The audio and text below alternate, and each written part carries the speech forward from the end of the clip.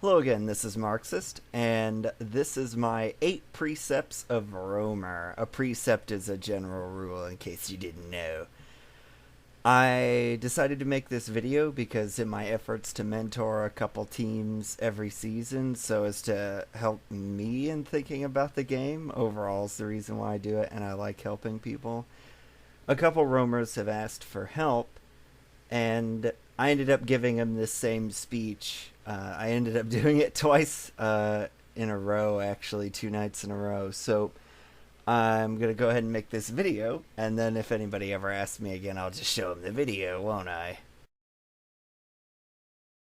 Precept number 1 is never take fall damage when you're not attacking something. So I suppose I should explain how fall damage works. The speed at which you fall is very important, just as much as the distance, really, from the ground. Faster falls result in more damage.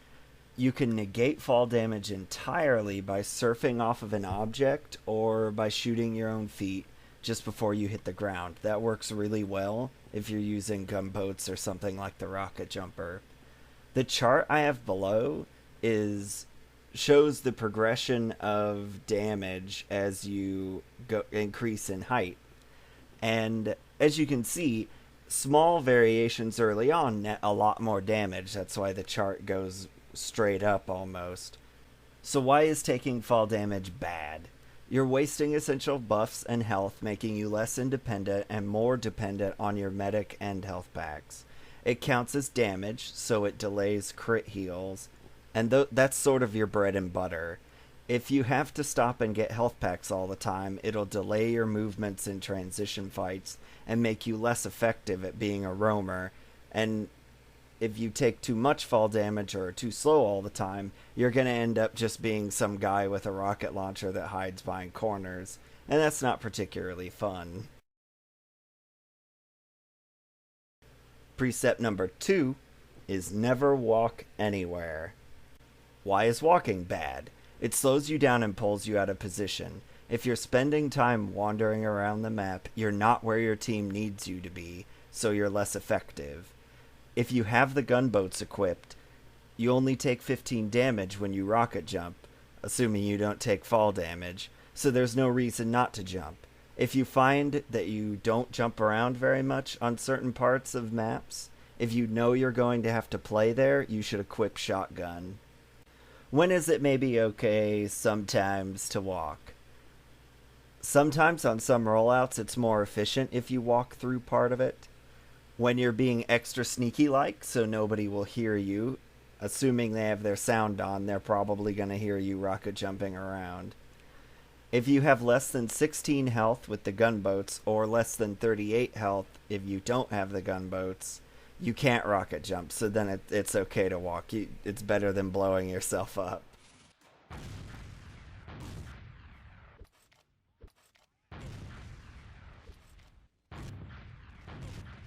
Alert. Our control point is being captured.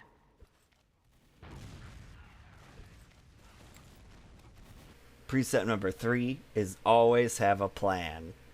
So how do you make a plan? Have a route for traveling through every area of every map that's played. Ideally, your route will be good enough that you can use it every single time. So say you have a route you like to take to get through mid.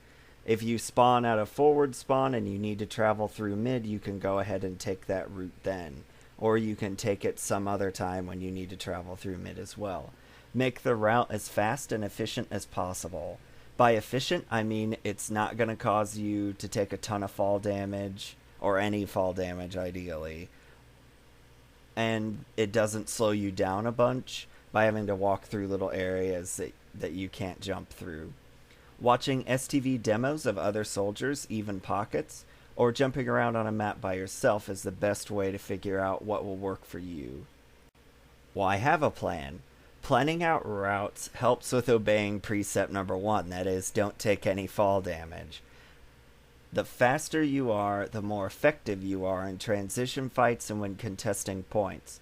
If you don't have a planned out route, you're going to end up taking fall damage or possibly being slow, and you're going to end up being a lot less effective in fights because your team needs you to be there quickly for transition fights and the faster you are, the more effective and able you are to contest points that normally maybe you wouldn't be able to contest.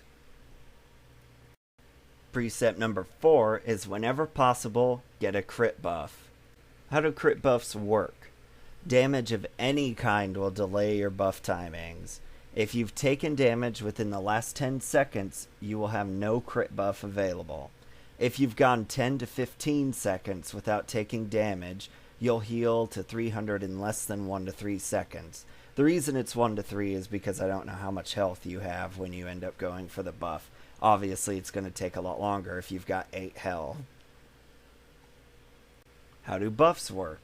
If you've got a full 300 health buff, your buff will be completely gone in 15 seconds, assuming you don't take damage from any other source. If it's been 10 or more seconds since you last took damage, you'll heal faster than you normally would, up to a maximum rate of 72 health per second. This is when you should go and get your buff. Buffs and the roamer. It's a virtue if you don't often require healing. Whenever it's been 8 to 10 seconds since you last took damage, you should ask your medic about getting a crit buff. Just because you have a crit buff doesn't really mean that he or she's going to have time to deal with you, because maybe the demo man is about to die or he's having to dodge away from a soldier or something. It's okay to break with precept number 2 in this case, because rocket jumping or falling off of any object that'll cause you to take damage will ruin your crit buff and you've just wasted everyone's time. Precept number 5 is whenever you have a buff, fight. Why should you poke with buffs? If you don't do anything with your buffs, you're just wasting your medic's time, so don't go get one. Make sure you never go in alone unless that's the plan. Say you're bombing in to get a pop or something, you don't want to bring other people with you. Always have a buffed backup. That doesn't apply to last holds, this precept in general, because usually when you poke off of your own last, you're just going to die, and then they're going to push and take the last, and you'll lose the game. So don't do this then. This is your one exception. Precept number 6 is never bomb the medic at mid. Why you shouldn't bomb the medic at mid. Most medics don't really do a whole lot on mid. They tend to hide behind things and just heal whoever's closest to them and do nothing with any real sort of intentionality. Most mid fights aren't long enough for you to end up having Uber and Kritzes become involved. Generally, as roamer, you're going to die real quickly, so it's a much better trade if you kill somebody who may otherwise kill members of your team. That is to say, people who actually have guns that can kill you. If it can't be avoided, say you do a blind jump and the medic's the only guy standing there, then by all means kill the medic. Otherwise, look for anyone else. Precept number 7 is if your medic has died at mid and theirs is still alive, you must kill him. Why should you bomb their med if yours has died? If your medic dies at mid, their medic has to die after, or you risk losing mid because their medic may escape and then come back in with his Uber or crits, even if you win the mid fight.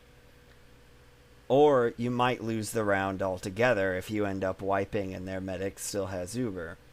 If you know their medic is alive and yours dies, stop whatever you're doing and bomb their medic. Doesn't matter where you are or what you're doing, you have to stop all of it and just get on their medic as quickly as possible.